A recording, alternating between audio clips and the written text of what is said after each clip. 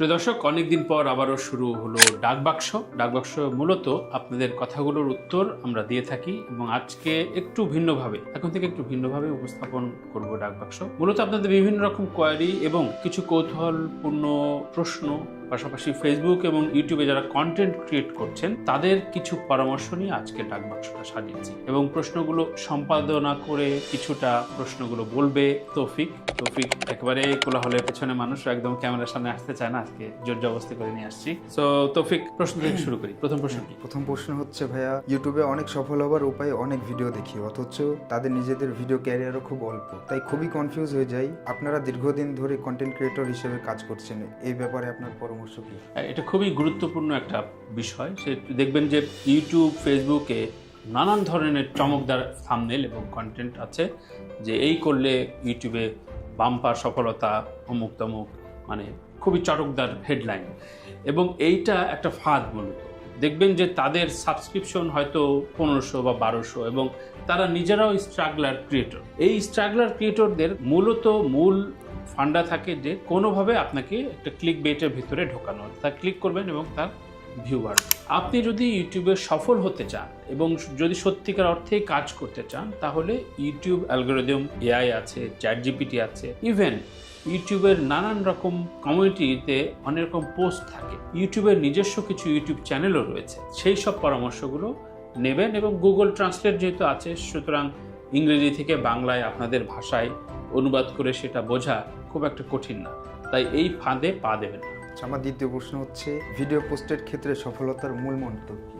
আচ্ছা, ভিডিও পোস্টের ক্ষেত্রে সফলতার আসলে মূল মন্ত্র অনেকে অনেক রকম বলবে, কিন্তু এটা সব সময় যে ওয়ার্ক করবে তা না। কিন্তু এখানেও দেখবেন যে অনেক ভিডিও ক্রিয়েটর ওই থাম্বনেল ব্যবহার করছে যে এইভাবে ভিডিও পোস্ট করলে আপনার লাখ লাখ ভিউ হবে, কিন্তু ওর দেখা গেল হায়েস্ট ভিউ হয়তো 10,000 আছে। মূলত আপনি আপনার দীর্ঘদিন, অন্তত 3 মাস একটানা চোখ বুজে কাজ করবেন। 3 মাস না হলে 6 মাস কোনো ভিউ হলো না কোনো ভিডিও, তারপর আপনি কন্টেন্ট দিয়ে যেতে থাকবেন। 3 মাস পরে, মিনিমাম 3 মাস পরে আপনার অ্যানালিটিক্সে আপনার জায়গায় দেখবেন যে আপনার চ্যানেলটি ঠিক কোন সময়ে, আমি আবার রিপিট করছি, ঠিক কোন সময়ে আপনার চ্যানেলটিতে লোকজন বেশি দেখছে, ওই সময়টা আপনি এটা বিভিন্ন চ্যানেলের বিভিন্ন টাইম আসে।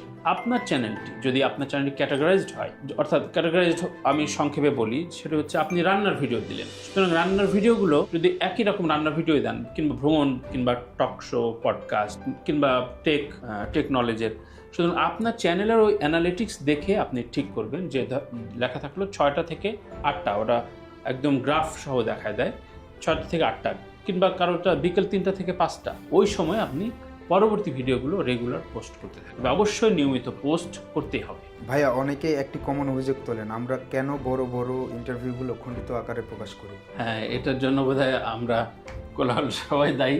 তবে এটা ঠিক যে এই অভিযোগটা আসে। একই সাথে এটাও ঠিক যে বড় ভিডিওতে খুব বেশি ভিউজ আসে না। তবে ভিউজটা যে আমাদের মূল লক্ষ্য তা না। আমাদের মূল লক্ষ্য থাকে যে টোটাল ভিডিওটা ছড়িয়ে দেওয়া, যাতে টোটাল ভিডিওর কোনো না কোনো অংশ আপনাদের কাছে পৌঁছায়। এবং গত কমপক্ষে আমরা তো রিলস শর্টস দেখছি কত 3-4 বছর ধরে এগুলো বেড়েছে। তো 3-4 বছর ধরে রিলস শর্টসের, এখন তো যেমন ক্রিকেটের টেস্ট আর খুব বেশি মানুষ দেখতে চায় না, ওয়ান ডে একটু তুলনামূলক জনপ্রিয়, তার চেয়ে বেশি জনপ্রিয় T20। সো এখন T20-র খপ্পরে পড়ে এখন রিলসের শর্টসই দেখছে মানুষ। তাই আমরা মূল ভিডিও থেকে রিলস শর্টস আকারে খুব বেশি প্রচার করার চেষ্টা করছি, যাতে এই কথাগুলো, এই দামি কথাগুলো আপনাদের সামনে পৌঁছায়। তবে হ্যাঁ, এই অভিযোগটি মানছি এবং এই অভিযোগের প্রেক্ষিতে বলছি, আমরা প্রত্যেকটা কন্টেন্ট, প্রত্যেকটা ইন্টারভিউয়ের টোটাল অংশটা, সম্পাদনা যেহেতু দায়িত্বে তৌফিক আছে, টোটাল অংশটা আমরা একেবারে শেষে বা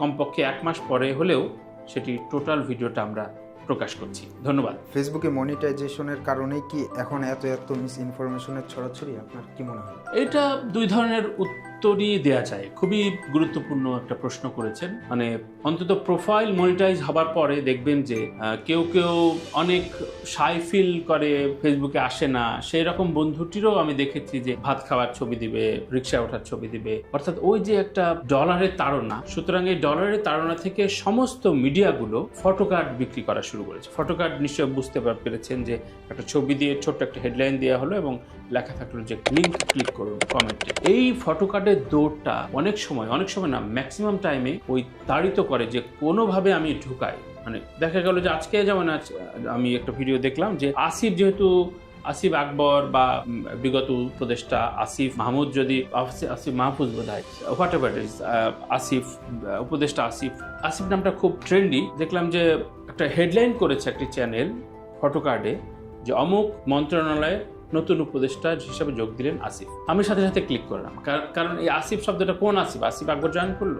এই ধরনের বিভ্রান্তিমূলক ফটো কার্ড বা মনিটাইজেশনের জন্য এই দৌড়টা ম্যাক্সিমাম চ্যানেলের হচ্ছে। তবে আমি মনে করি যে এগুলো আগেও ছিল কেমন, আমি যদি একবার 90 দশকে যাই, যখন ফেসবুক ইউটিউব এগুলো ছিলই না, তখন দেখতেন, আপনারা যদি ওই বয়সে হয়ে থাকেন তাহলে আপনারা দেখবেন যে লোকাল বাসে ঢাকা বা শহরতলিতে নানা রকম এক পৃষ্ঠার পেপার বিক্রি হতো। সেই পেপারে উদ্ভট হেডলাইন থাকতো। সেই উদ্ভট হেডলাইনগুলোই এখন এই ফটো কার্ডে চলে এসছে ডিজিটাল যুগে। ধন্যবাদ আপনার প্রশ্নের জন্য। অনেক সময় টাকার বিনিময়ে ফেসবুক পেজ ফলোয়ার বৃদ্ধি করে দেওয়ার জন্য বিজ্ঞাপন আসে, এমনকি মনিটাইজ পেজ বিক্রিও হয়, সেটা কতটুকু অথেন্টিক? এটা খুব একটা গুরুত্বপূর্ণ একটা সাবজেক্ট তুলে ধরেছেন, এটা অনেকেই প্রশ্ন করেছেন, এবং এই বিষয়ে আমি একটু বলতে চাই। সেটা হচ্ছে, আপনি কখনোই টাকা দিয়ে যে ফলোয়ার বাড়ায় নেবে সেটা এক ধরনের বট এবং সেটা সফটওয়্যার নিয়ন্ত্রিত। অর্থাৎ একটা গ্রুপ থাকে এবং সেটার কোনো ক্যারেক্টারিস্টিক্স থাকে না। পাশাপাশি এই ফলোয়ারগুলো নিলে আপনি সামনের দিকে বিপদে পড়তে পারেন, কারণ ফেসবুক না, সমস্ত সামাজিক মাধ্যমগুলো নানানভাবে এগুলো ফিল্টার করছে। সামনের দিনে হয়তো আরও কঠিন হয়ে যাবে, অর্থাৎ অথেন্টিক বিষয়গুলো চাইবে। তা আপনারা কখনো টাকার বিনিময়ে যে 200 টাকায় 1000 ফলোয়ার দেবো, 500 টাকায় 5000 ফলোয়ার দেবো, আমাকেও হোয়াটসঅ্যাপে পর্যন্ত মেসেজ করে অনেকে। সো আমি হয়তো এই ধরনের প্রতারণা ফাঁদে অনেকে পড়েও গেছে। আর যে বিষয়টি যে পেজ কেনার ক্ষেত্রে আপনি আপনার অথেন্টিক গ্রুপ, অর্থাৎ পরিচিত গ্রুপ ছাড়া কখনো কোনো পেজ কেনা বা লেনদেনে যাবেন না।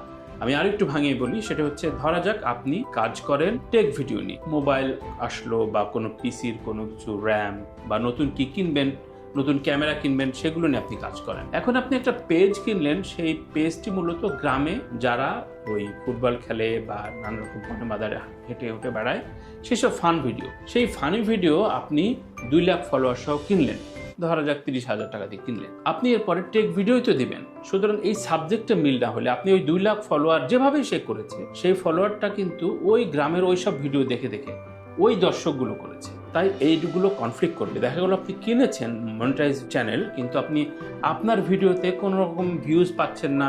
পাশাপাশি এটা কিন্তু গ্রামাটিক্যালি কনফ্লিক্ট করে, এবং পরবর্তীতে হয়তো ফিল্টারিংয়ে যখন অথেন্টিকেশন আসবে, ফেসবুক যখন দেখবে যে এটা এটা এক ধরনের চ্যানেল হিসেবে মনিটাইজ দিয়েছি, কারণ এগুলো এখন এআই দ্বারা নিয়ন্ত্রিত, সুতরাং খুব সহজে ওরা বুঝতে পারে যে এই চ্যানেলটি, ধরা যাক আমাদের তানভীর তারেক চ্যানেলটি পডকাস্ট নির্ভর, পাশাপাশি অন্যান্য বিভিন্ন রকম কন্টেন্ট আমরা দিই। এটা কিন্তু এআই সহজেই বুঝতে পারে যে এই চ্যানেলটি এই ক্যাটাগরি। সুতরাং অন্য ক্যাটাগরির অনেক বড় চ্যানেল আপনি কম পয়সায় কিনলেন বা ভালো দামে কিনলেন, সেই কিনে কিন্তু আপনি লাভ পাবেন না। তাই সাবধান। আচ্ছা ভাই, ফেসবুক রিলস বা কন্টেন্টের কমেন্টে ইউটিউব লিংক শেয়ার করার সুবিধা কতটুকু? এতে বাড়তি কোনো সুবিধা হয়? এইটা আমি একটু নিজের অভিজ্ঞতা থেকে বলি। যেমন কোলাহলে তৌফিক টিম লিডার আছে, আরও 2-3 জন কাজ করে, তাদেরকে আমি নিজস্ব বুদ্ধিতে একটা ইনসিস্ট করছিলাম যে তোরা অন্যান্য, আমাদের যেহেতু অনেকগুলো পেজ পরিচালনা হয়, অন্যান্য লিঙ্কগুলো রিলসের সাথে কমেন্টে দিয়ে দিস। এটা অনেকদিন ধরে চলছিল, কিন্তু এটা মূলত করা উচিত না 2টা কারণে। প্রথমত, আপনি তো ফেসবুকে ওই কন্টেন্টটার ভিউজ বা ওই কন্টেন্টটা বিভিন্ন দর্শকের কাছে পৌঁছাতে চাচ্ছেন। এখন আপনার শর্টসে ওইটার যদি কোনো একটা ইউটিউব লিঙ্ক দিয়ে চান, সে যদি ওই শর্টস থেকে ওই ইউটিউব লিঙ্কে ক্লিক করে, আপনার কি হলো, ওই দর্শকটির সাথে সাথে কিন্তু গুগলে অর্থাৎ ইউটিউবে ট্রান্সফার হয়ে গেল, অর্থাৎ আপনার পেজে আর থাকলো না। সুতরাং এইটা মূলত, যদি আপনি রেগুলার কন্টেন্ট ক্রিয়েটর হয়ে থাকেন, প্রফেশনাল কন্টেন্ট ক্রিয়েটর হয়ে থাকেন, সেক্ষেত্রে এটা ক্ষতিকারক, কারণ আপনার মূল দর্শকরা ডাইভার্ট হয়ে অন্য প্ল্যাটফর্মে চলে যায়, আপনার পেজের জন্য সেটা ভারসাম্য হারায়। তাই আপনারা খুব সাবধানে, এখন 2টো বিষয় হতে পারে, আমি আরো ভাঙায় বলি। ধরা যাক আপনি আপনার ইউটিউব চ্যানেলটি আরেকটু মোটা তাজা বা আরেকটু স্বাস্থ্যবান করতে বা আরো সাবস্ক্রাইব আনতে চাচ্ছেন, সেক্ষেত্রে আপনার যদি মনে করেন যে আপনার পেজটি খানিকটা ক্ষতি হোক, তারপরও এখান থেকে আমার দর্শকরা ইউটিউবে ডাইভার্ট হোক, সেক্ষেত্রে আপনারা হয়তো চেষ্টা চালাতে পারেন, কিন্তু সেখানে কিন্তু খুব বেশি লাভ পাবেন না। উপরন্তু আপনার এই ফেসবুক পেজটি ক্ষতিগ্রস্ত হবে। তাই বিষয়টি আমি ভাঙিয়ে বললাম, বাকিটা আপনার বোঝার উপরে। ধন্যবাদ। একটি ইউটিউব ভিডিও কমিউনিটিতে শেয়ার দেওয়া যায়, কিন্তু ফেসবুক কন্টেন্ট কিভাবে কোথায় শেয়ার করব, কিভাবে কমিউনিটি বাড়বে? হ্যাঁ, এটা খুবই চিন্তার এবং বুদ্ধিদীপ্ত একটা প্রশ্ন। মানে খুব স্বাভাবিক যে একটা ইউটিউব ভিডিও যখন আমি পোস্ট করি, সেটার ক্যাম্পেইনের জন্য ইউটিউব নিজস্ব প্ল্যাটফর্মে পোস্ট বা কমিউনিটি একটা পেজ থাকে, যে সেখানে আমি থাম্বনেলটা পেস্ট করে মানে অনুরোধ জানাতে পারি, এটা দেখুন, এটা অমুক তমুক বা একটা কিছু লিখি। কিন্তু ফেসবুকে পোস্ট করলে সেটার ক্যাম্পেইন কিভাবে আপনি করবেন, এটা দুই ধরনের কাজ হতে পারে। ধরা যাক আপনার কোন একটা গ্রুপ আছে, গ্রুপটা খুব কাজে দেয়। ধরা যাক আপনার 1000 বা 5000 ফ্রেন্ডসের একটা গ্রুপ আছে, সেটা হাইড গ্রুপ থাকতে পারে, ওপেন গ্রুপ থাকতে পারে। সেই গ্রুপটা খুব কাজে লাগে যে ফেসবুকের যে কোনো কন্টেন্টের ক্যাম্পেইন বা পোস্ট পরবর্তী যে প্রচারণা এই ক্ষেত্রে। এছাড়া আপনার যদি অন্য পেজ, ধরা যাক অনেক ফলোয়ার আছে কিন্তু সেটি মনিটাইজ না, বা আপনি রাফলি ইউজ করেন, সেখানে আপনি সেই ভিডিওগুলো শেয়ার করতে পারেন। তবে একটা পর্যায়ে গিয়ে মূলত আপনার যদি ধরা যাক 20,000 ফলোয়ার তৈরি হয়েছে, আপনি যদি 20,000 ফলোয়ারকে কানেক্ট করতে পারেন, অর্থাৎ তারা যদি কমেন্ট করে, শেয়ার করে নিয়মিত, কমপক্ষে 20%ও যদি কমেন্ট করে, সেই কমেন্টের রিপ্লাই দেওয়াটা সবচেয়ে গুরুত্বপূর্ণ। সেই কমেন্টের রিপ্লাই থেকে ছড়িয়ে যায় সবচেয়ে বেশি। সুতরাং আপনার প্রথম দিকে হয়তো পেজ বা গ্রুপের সাপোর্ট নেওয়া লাগতে পারে বা নেওয়াটা সুবিধাজনক, কিন্তু একটা পর্যায়ে কমপক্ষে 10 থেকে 20,000 ফলোয়ার তৈরি হয়ে গেলে সেখান থেকেই ফেসবুক নিজেই নিজের ক্যাম্পেইনটা করে। আপনার শুধু খেয়াল রাখতে হবে যে শেয়ার করছেন তাকে অন্তত লাভ রিয়াক্ট দেয়া, কিংবা যে কমেন্ট করছেন তার উত্তরটা দেয়া। ধন্যবাদ। ব্যাড কমেন্ট কি ডিলিট করে দেব? এগুলো কতটা ক্ষতিকর? ব্যাড কমেন্ট অবশ্যই আপনার মানসিকভাবে তো ক্ষতিকারক বটে। আমি যেমন মানে আমার ব্যাড কমেন্ট আসলে তুই জানিস যে আমার মন খারাপ থাকে ওই দিন। কোনো একটা বিষয়, যখন একটা কন্টেন্টে যদি অনেক রকম গালিগালাজ আসে, আমি তৌফিকের সাথে আলাপ করি, আমাদের টিমের সাথে আলাপ করি, এবং সত্যি মন খারাপ হয়, সেক্ষেত্রে তো অবশ্যই ক্ষতিকারক। কিন্তু যেইটা বলে সোশ্যাল হ্যান্ডেলগুলো, সে হচ্ছে ব্যাড কমেন্ট আর গুড কমেন্ট বোথ আর কমিউনিটি বিল্ড আপ করছে। এখন আপনি কিভাবে সেটিকে দেখছেন, আপনার ইমেজ কিন্তু জড়িত। ধরা যাক আমার একটি পডকাস্টে হয়তো একটা বিতর্কিত অতিথিকে আমি নিয়ে এসেছি, এখন সেক্ষেত্রে অনেকেই ব্যাড কমেন্ট করছে এবং সেই কমেন্টের কিছুটা বিষয় আবার অথেন্টিকও। সুতরাং আপনার মনে হয় যে দর্শকদের সম্মান দেওয়াটা খুব জরুরি। অর্থাৎ আপনি যদি একজন বিতর্কিত দর্শক, বিতর্কিত সাবজেক্টে কোনো কন্টেন্ট তৈরি করেন, তাহলে কিন্তু ওই সাবজেক্টের দর্শক আপনার পেজে ঢুকে গেল, এবং কোনোভাবে যদি কোনো রকম নোংরা মানসিকতার এক বান্ডিল দর্শক আপনার পেজে ঢুকে যায়, তাহলে কিন্তু আপনার ওই যে বাংলায় আসে না কামসারা হয়ে যাবে, এবং সাথে সাথে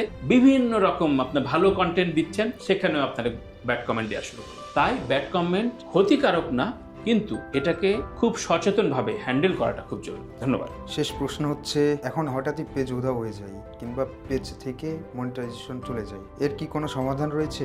সমাধান আমি বলবো, এটা আমার নিজের অভিজ্ঞতা থেকে বলি, যা তৌফিকের সাথেও আমি মাঝে মাঝে শেয়ার করি। আমাদের এই কন্টেন্ট হাব কোলাহল কমিউনিকেশন আমরা বসে আছি, এটারই প্রায় 7 বছর হয়ে গেল, কিন্তু আমি কন্টেন্ট ক্রিয়েট করি প্রায় 14 ইয়ার্স ধরে। এর ভেতরে আমার পেজ, ইউটিউব পেজ গিয়েছে, আমার পেজ গিয়েছে রেস্ট্রিক্টেড ছিল 1-1.5 মাস, নানান যন্ত্রণায় আমরা কিন্তু ভুগেছি। সেই অভিজ্ঞতা থেকে আমার যে উপলব্ধি, দেখেন, আপনি প্রথমত আপনাকে অথেন্টিক ক্রিয়েটর হতে হবে। অর্থাৎ আপনি ওর ভিডিও মানে টুকলিফাই করে আপনি হয়তো 1 মাস, 1.5 মাস, 2 মাস খুব ভালো ভিউ পাবেন, বা এমন কিছু কাজ করে ফেলে অনেকে যেগুলো আসলে চানাচুরের মতো, অর্থাৎ এই 2 দিনের পরে আর ওটার ভ্যালু নাই, সুতরাং ওইটা 2 দিনই বিক্রি হবে ওই ভিডিওটা, তাই না? ওই 2 দিনই আপনার দর্শকরা দেখবে। সুতরাং আপনার যেটা করা প্রয়োজন সেটি হচ্ছে একটা মিনিমাম মোরাল রেখে ভিডিও তৈরি করা, এবং ভিডিওটা হার্ড ডিস্কে সংরক্ষণ করা। কারণ আপনার এই ভিডিও বা এই কন্টেন্টই তো আপনার অ্যাসেট। এটি কিন্তু আপনার রুটি রুজি, জীবিকা বলেন, আপনার প্যাশন বলেন, আপনার নেশা বলেন, বা আপনার এই পরিচিতি করার যে আগ্রহ, যা কিছু বলেন, এই বেনিফিটের জন্য, এই আনন্দের জন্য তো ভিডিও করে। এই যা বললাম এর মধ্যে যে কোনো একটা ক্যাটাগরি আপনি যদি মানে খুব ভাবসাব নিয়ে বলেন যে না আমি টাকা পয়সা নেই না, তাহলে আপনি তো পরিচিতি হওয়ার জন্য, নাহলে তো এখানে আসতেন না। এখন সবাই তো তৌফিকের মতো না যে ক্যামেরার সামনে বসতে চান, কিন্তু আমার কথা হচ্ছে যে আপনি যে কোনো সময় ফেসবুক বা গুগল, এগুলো তো থার্ড পার্টির কোম্পানি, অর্থাৎ তারা কিন্তু একটা রেশিও ইনকাম রেখে আপনাকে দিচ্ছে, তারা একটা লভ্যাংশের শতকরা একটা ভাগ পার্সেন্টেজ দিচ্ছে আপনাকে। সুতরাং তাদের সাথে আপনার কিন্তু কোনো এমপ্লয়মেন্ট এগ্রিমেন্ট নাই, অর্থাৎ একটা এমপ্লয়িকে কিন্তু বাদ দিতে হলে তার সাথে কথা বলবে, 3 মাসের স্যালারি বা 6 মাসের স্যালারি দিবে, নানা রকম অধিকার আছে, কিন্তু তার সাথে কিন্তু আপনার কোনো কমিটমেন্ট নাই। যে কোনো সময়, যে কোনো উপায়ে, যে কোনো কারণ দেখে আপনাকে বাদ দিয়ে দিবে। তাই মনিটাইজেশন চলে যেতে পারে, আপনার পেজে নানান রকম রেস্ট্রিক্টেড হতে পারে। আপনি হয়তো ভুল বুঝে, আপনি হয়তো সচেতন ছিলেন, হঠাৎ করে একটা ভুলের কারণে আপনার পেজ 6 মাস রেস্ট্রিক্টেড করে ফেলতে পারে, কোনো রকম টাকা পয়সা দিল না, অনেক কিছু সম্ভব। কিন্তু আপনার কন্টেন্ট যদি অথেন্টিক হয়, আপনার কন্টেন্ট যদি সারা জীবনের জন্য একটা মূল্যবান মূল্য তৈরি করে, আপনি সেটা হার্ড ডিস্কে রেখে দেন। কারণ আমি বলছি, কারণ পৃথিবীতে এআই এর এই যুগে আগামী 10 বছরে ফেসবুকের মতো কমপক্ষে 50 থেকে 100-150টা কোম্পানি রেইজ হবে। ইউটিউব বা গুগলের মতো কমপক্ষে 100-150 কোম্পানি রেইজ হবে, যারা আপনার এই ভিডিওগুলো কিনতে চাইবে, যারা আপনাকে বারবার বলবে যে আপনি যদি অথেন্টিক কন্টেন্টের মালিক হয়ে থাকেন, তাহলে আপনি সেই ভিডিও কিন্তু ওইসব জায়গায় আপনি সেল করতে পারবেন বা সেই সব প্ল্যাটফর্মে দিতে পারবেন। যেমন আমি একটা উদাহরণ দিয়ে বলি, ন্যাস ডেইলি তারা ক্যাম্পেইন দিয়েছে, প্রতিদিন একটা করে ভিডিও যদি যে দেয়, তাহলে মাস শেষে সে বোনাস দিবে, ভিউ আসুক বা না আসুক। এখন আমি সেটাতে এখনো অ্যাফিলিয়েটেড হইনি, কারণ সেটা এডিট কিছু ফর্মুলা আছে, কিন্তু আমি পারি। তো এরকম নাচ ডেইলি না, শুধু অনেকে প্রাইভেট বিভিন্ন রকম কোম্পানি থেকে এইসব ভিডিও কন্টেন্ট ক্রিয়েটর হাব তৈরি করছে এবং এখনো এক্সিস্ট করছে। সেগুলো হয়তো পপুলার না, হঠাৎ করে টিকটক এসছে কিন্তু অনেক পরে, কিন্তু টিকটকের কারণে কিন্তু এই যে রিলস তৈরি করলো ফেসবুক। সুতরাং এগুলো বাড়তে থাকবে। তাই আপনার যেটা জরুরি সেটি হচ্ছে খুব সচেতন থেকে, কোনো রকম নকল না করে আপনি নিজস্ব একটা কন্টেন্ট তৈরি করেন, নিজস্ব ভাবনার একটা কন্টেন্ট তৈরি করার চিন্তা করুন আজ থেকে, যে আমি হয়তো অল্প কামাই করব, কিন্তু আপনার কন্টেন্টের মূল্য থাকবে অনেক বছর। সেই উপায় যদি আপনি করেন, তাহলে হঠাৎ করে যদি আপনার পেজ উধাও হয়ে যায়, তারপর আপনার মন খারাপের কোনো কারণ থাকবে না, কারণ আপনার হার্ড ডিস্কে বা আপনার সংরক্ষণে আপনার কমপক্ষে 100-150 কন্টেন্ট রয়েছে। আপনাদের জ্ঞাতার্থে জানিয়ে রাখি যে কোলাহলের এর যাবৎ অবধি অথেন্টিক কন্টেন্টের সংখ্যা 8,000-এর উপরে আমাদের কন্টেন্ট অলরেডি রিজার্ভ রয়েছে। সুতরাং সব যদি ট্র্যাশও হয়ে যায়, তবুও নতুন কোনো প্ল্যাটফর্মে আমরা সেগুলো সেল দিতে পারবো, যেগুলো ডিমান্ড এখনো রয়েছে। অনেক অনেক ধন্যবাদ। এবং তৌফিক যদি কিছু বলতে চাস, ও নিশ্চয়ই খুবই সাই ফিল করছে। আমি আবারও তৌফিকের সাথে পরিচয় করে দিই। ও এখানকার কন্টেন্ট ম্যানেজার, কন্টেন্ট লিডার। ও এই যে টোটাল ম্যানেজমেন্টগুলো দেখেন, এই সবই আসলে ওর দায়িত্ব হয়ে থাকে। অন্যান্য স্টাফদের সাথে ওই সব ডিল করে, এবং কোলাহলের সাথে এই কথোপকথন এবং টিপস বা টিটবিটস গুলো আমি তৌফিক আপনাদের সামনে সপ্তাহান্তে বা নিয়মিত আসার চেষ্টা করব, যাতে আপনারা সচেতন হন, আমাদের অভিজ্ঞতাগুলো শেয়ার করতে পারেন। সকলকে অনেক অনেক ধন্যবাদ। ভালো থাকবেন, ভালোবাসা রাখবেন। আল্লাহ হাফেজ।